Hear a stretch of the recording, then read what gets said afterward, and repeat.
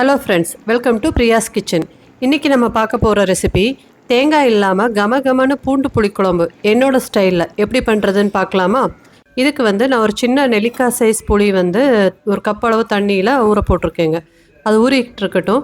அதுக்குள்ளே நம்ம மண் சட்டியில் ஒரு கப்பு தண்ணி சேர்த்து 2 பெரிய வெங்காயம் ஃபைனாக ரஃப்பாக சாப் பண்ணியிருக்கேன். 2 பெரிய வெங்காயம், அப்புறம் 2 மீடியம் சைஸ் தக்காளி வேக போட்டுவிடுங்க. இந்த ப்ரொசீஜர் எதுக்கு பண்ணுறோன்னா, நம்மளுக்கு பச்சையாக அரைச்சி கூட பண்ணலாம். பட் பச்சையாக அரைச்சா ரொம்ப நேரம் ஆகும் உங்களுக்கு அந்த பச்சை வாசம் போகிறதுக்கு. ஸோ இப்போது அதில் இதை கொஞ்சம் வேக வச்சு நம்ம எடுத்து அரைச்சிட்டோன்னா உங்களுக்கு ரொம்ப நேரம் வேக வைக்க தேவையில்லை குழம்பு. இப்போ இது நல்லா பாயில் ஆகிட்டுருக்கு. ஒரு 5 மினிட்ஸ் ஆனதுக்கப்புறம் அந்த வெங்காயம் தக்காளியை எடுத்து நம்ம ஃபைன் பேஸ்ட்டாக அரைச்சிக்கலாங்க. அரைச்சிட்டு அந்த வேக வச்ச தண்ணியை அப்படியே வச்சுக்கோங்க. நம்ம அடுத்ததில் யூஸ் பண்ணிக்கலாம். இப்போ கடாயை ஹீட் பண்ணிவிட்டு ஒரு 4 டேபிள் ஸ்பூன் அளவு நல்லெண்ணெய் சேர்த்துக்கிறேன். எண்ணெய் உங்களுக்கு அதிகமாக தேவைப்பட்டுச்சுன்னா நீங்கள் அதிகமாக ஊற்றிக்கலாம். நான் இந்த அளவுக்கு எனக்கு போதுமானது. இப்போ இதில் தாளிப்புக்கு நான் கடுகு, உளுத்தம்பருப்பு, கொஞ்சமாக வெந்தயம் போட்டு தாளிச்சுக்கிறேனுங்க. கருவேப்பிலை போட்டு நல்லா தாளித்து விட்டுக்கோங்க. அது போட்டதுக்கப்புறம் நான் இங்கே சின்ன வெங்காயம் தான் யூஸ் பண்ணுறேன் இந்த குழம்புக்கு. ஒரு 2 கைப்பிடி அளவு சின்ன வெங்காயம் 1 2 நறுக்கி வச்சுருக்கேன். அது இது கூட போட்டு நல்லா சாட் பண்ணி விட்டுக்கலாம்.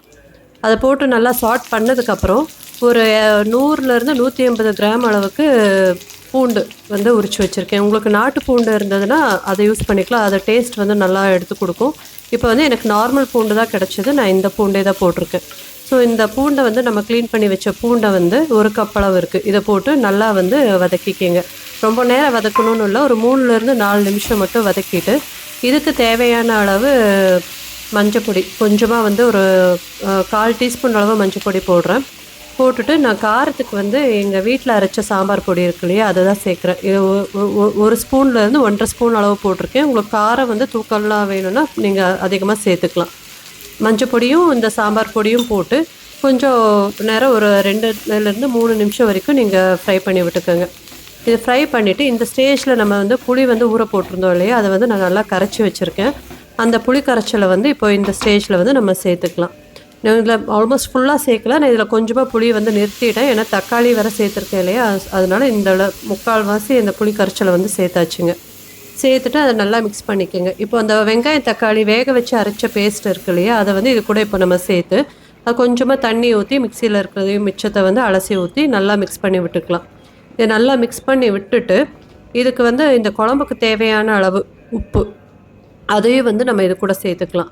சேர்த்துட்டு நம்ம அந்த வெங்காய தக்காளி வேக வச்சு வச்சுருந்தோம் இல்லையா, தண்ணி தனியாக எடுத்து வச்சுருந்தோம்ல, அந்த தண்ணியும் இந்த குழம்பு கன்சிஸ்டன்சிக்காக மிச்சத்தை நம்ம சேர்த்துடணும். இதுக்கு அதிகமாக இன்னும் தண்ணி சேர்த்த வேண்டாம்.